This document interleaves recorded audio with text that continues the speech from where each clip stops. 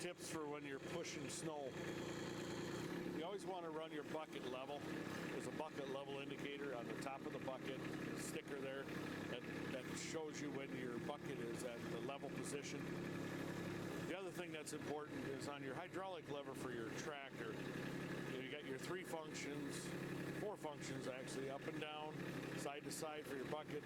And then if you push all the way forward, it goes into float mode.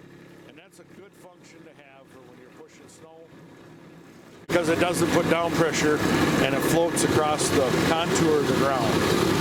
So that way, if you're on a gravel or dirt driveway or something, you're not digging into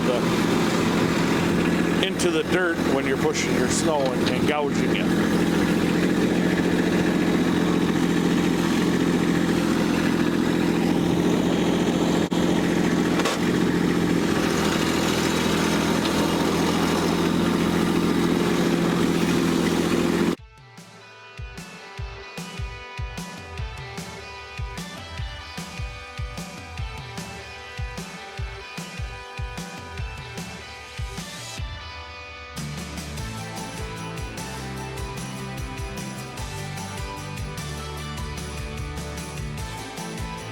And then you can change the angle of your bucket and stuff while you're doing it.